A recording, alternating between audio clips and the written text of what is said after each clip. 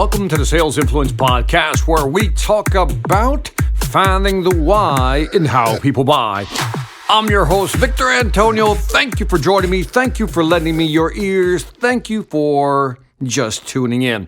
Now, on this Sales Influence Podcast, I put together what I'm going to call either power presentation model or the presentation power model. So whichever title you prefer, let me know. But what I want to do is give you a structure / an outline of how to do a presentation when talking to a customer. Now, whether it's B2B or B2C, doesn't matter. But more specifically, if you sell B2B, this will be useful. If you sell to, let's say, business to residential or business to homeowner, this is definitely important. If you're in transactional sales, maybe this won't work, but you might learn something anyway. So hang out. So here is the presentation power model. I'm going with that name. Now, it all begins with assuming that you know your market and you know your client's market. In other words, you know your clients, but you also know their struggles, their market, the deals they're facing. In other words, what obstacles and challenges they're facing. So assuming you know the customer, know their market, then step one in the presentation power model is know your product and service.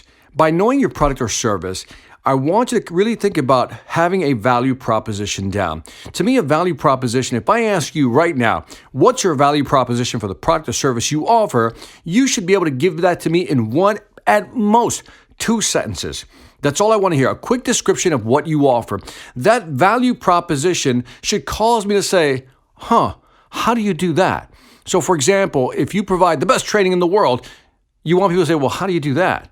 I help people close more deals faster. How do you do that?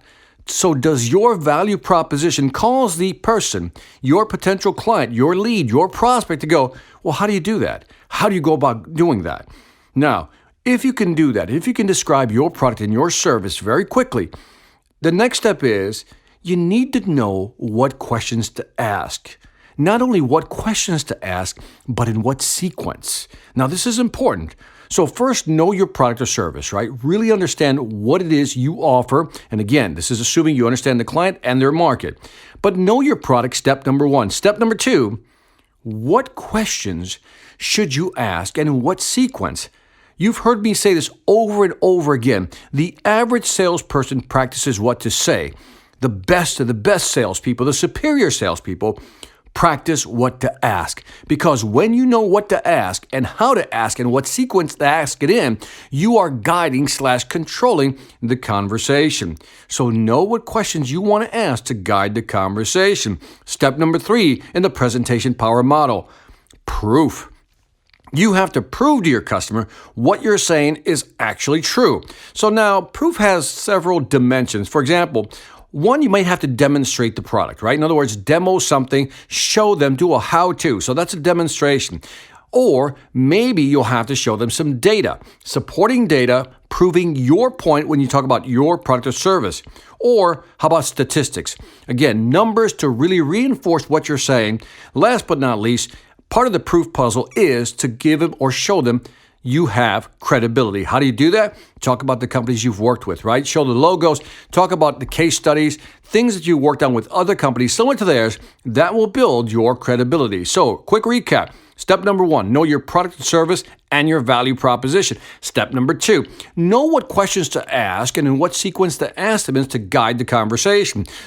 Step 3, you got to have proof. You got to be able to prove what you're saying. It could be stats, data, a demonstration, or just demonstrate credibility by talking about other companies. Now, here is the big hump, the hurdle.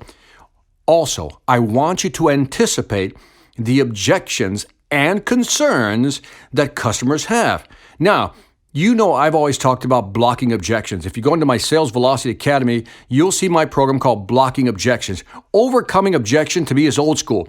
Blocking objection is more proactive, new school. So know what objections you're going to face, what you're going to say to block them, right, and overcome them. Now, keep in mind, there's objections, then there are concerns. Objections are things that may be stated or unstated. But when you talk about concerns, these are things that worry people. Now, the difference between an objection and a concern, an objection is a strong I don't know if you can do this. I don't know if you're the right company. These are objections. A concern is, will it work? How much time and effort will that take? These are the subtleties. And remember, there are stated concerns, then there are unstated concerns. And our job in selling is to figure out what are those unstated concerns. What is it that's holding them back? Sometimes a customer will give you straight up objections that you can deal with, but sometimes you have to pull out those concerns because they simply will not state them. If you know what the objections are, if you know what their concerns are going to be, then you can actually talk about that directly with the client. I always say, lean in the direction of the objection. Let me say that again. Lean in the direction of the objection or concern. In other words, don't be afraid to talk about the real issues on the table. Step number 5 in the presentation power model, pricing and proposal. If you've done everything right up to this point, you've introduced your product, you've asked the right questions, you've positioned your company, you've shown them that you can do, you've shown them proof, you've handled the objections, you've managed their concerns. Now we move into pricing.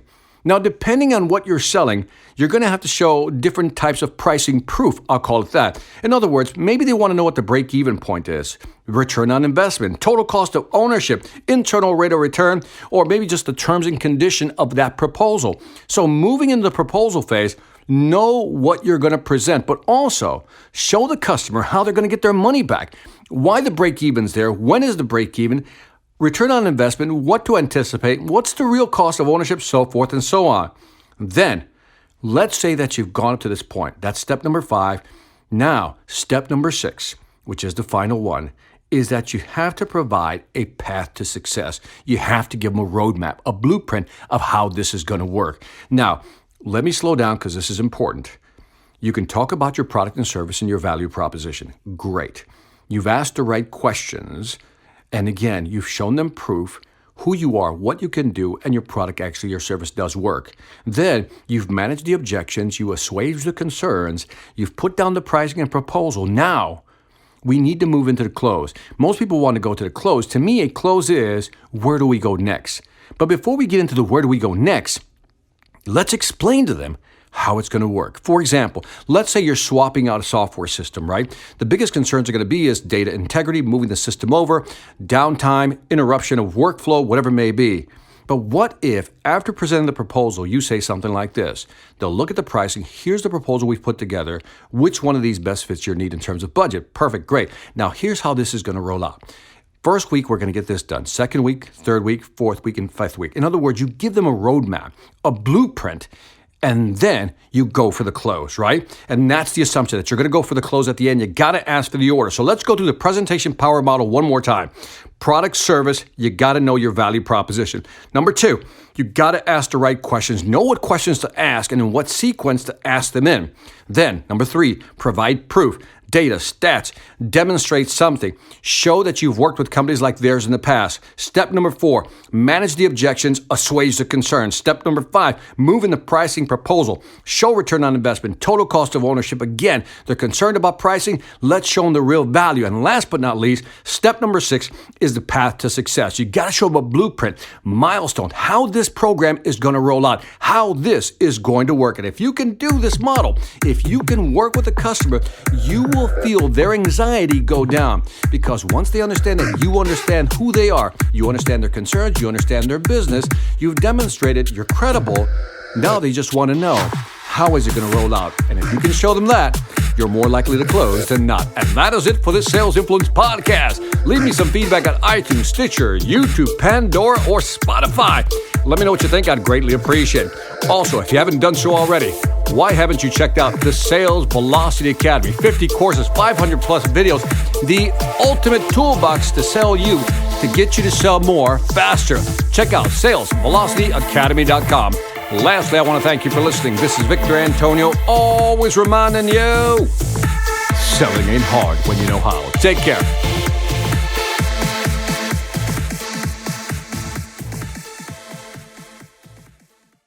Hi, I'm Victor Antonio. I'm an author, sales trainer, and keynote speaker. I'm often asked, what makes a great speaker? Is it someone who delivers real content that the audience can use? Is it someone who engages the audience so they're part of the learning experience? Or is it someone who can motivate an audience to push them beyond their comfort zone and discover new abilities? The answer is yes. But the most important thing to remember is that I'm not there to look good. I'm there to make my client look good. Simply put, it's never about me, and it's always about them.